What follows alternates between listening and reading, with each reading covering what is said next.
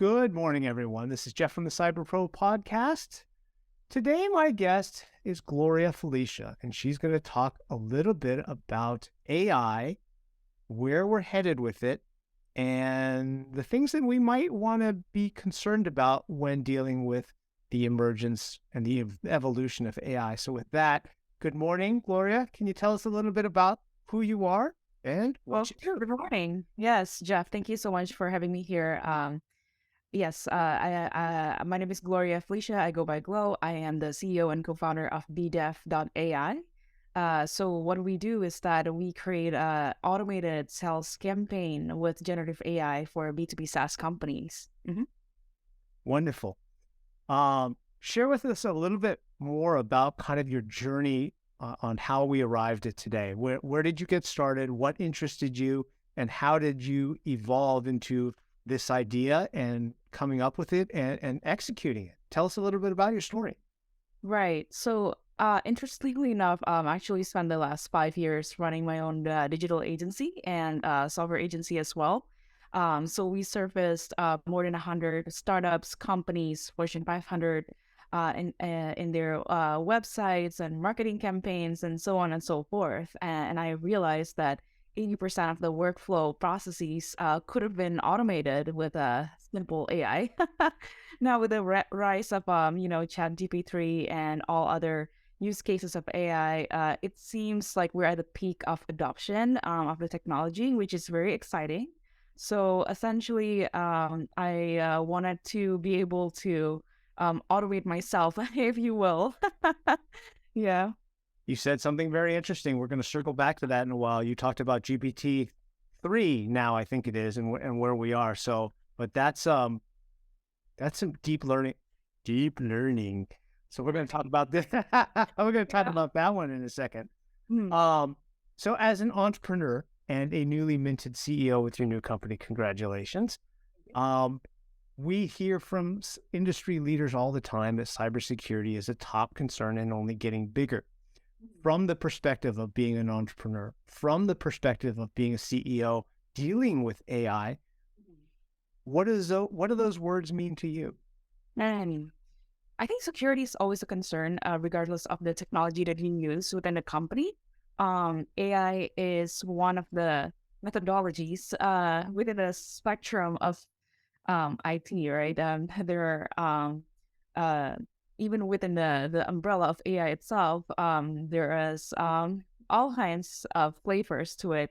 There's generative AI, there's AI analytics for your business intelligence. Apart from that, there are so many other things that we probably wouldn't have the time to discuss right now. But regardless of the technology being used, I think security should always be the number one priority. At BDEF, we always put compliance and security as our number one utmost importance, because we are servicing enterprises. We are servicing companies who are responsible for hundreds, if not millions of customers' data eventually, right? So that's why we always want to be compliant in that sense.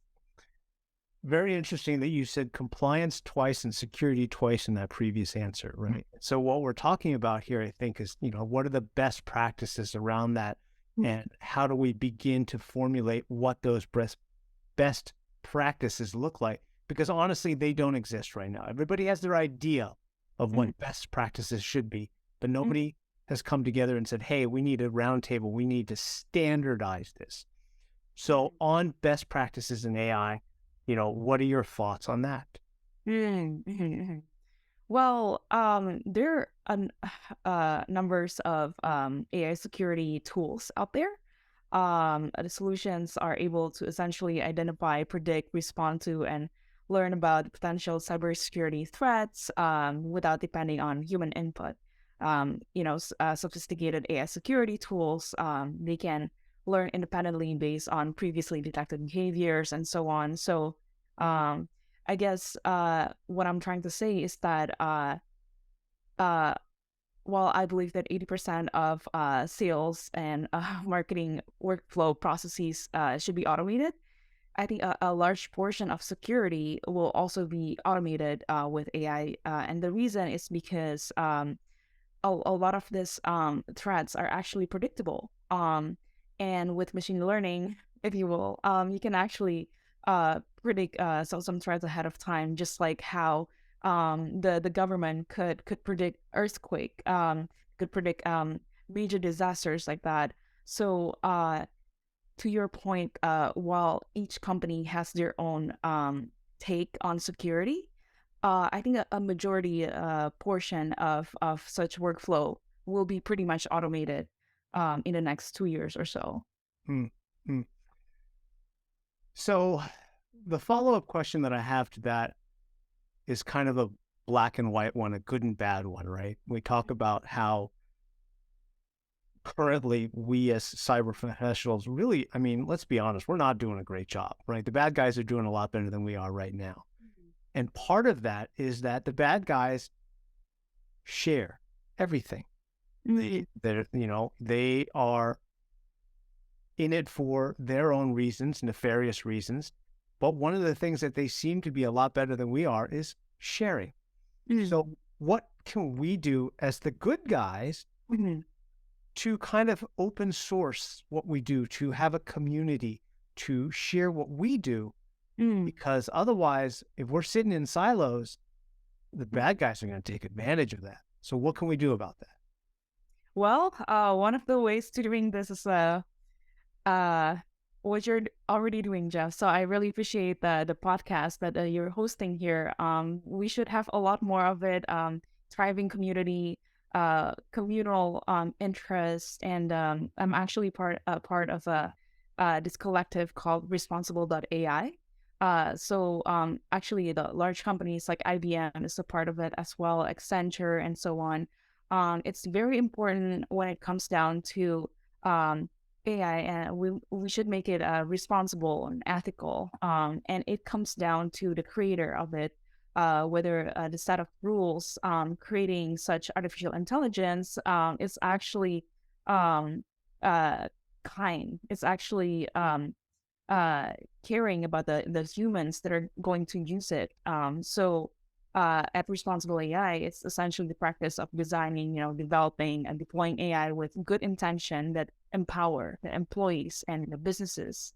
It's not just for the personal gain. Now, the scariest part is actually, I think Sam Altman at OpenAI has discussed this.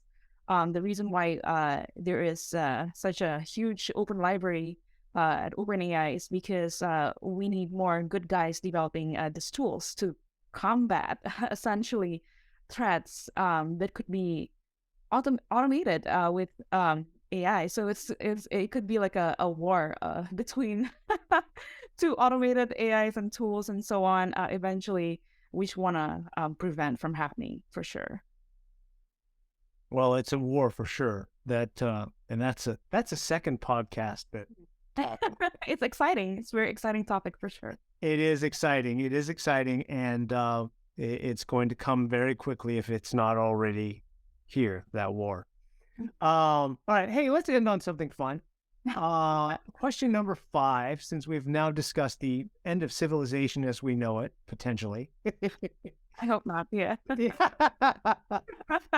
Tell us a little bit about a piece of retro technology, something that is earlier in your life, maybe in your childhood, that kind of sparked the interest to get you on the path and the road to where you are today. Tell us about that. Sure.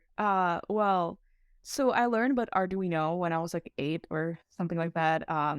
So we essentially use it to build a little robot. I thought that was cool. Yeah.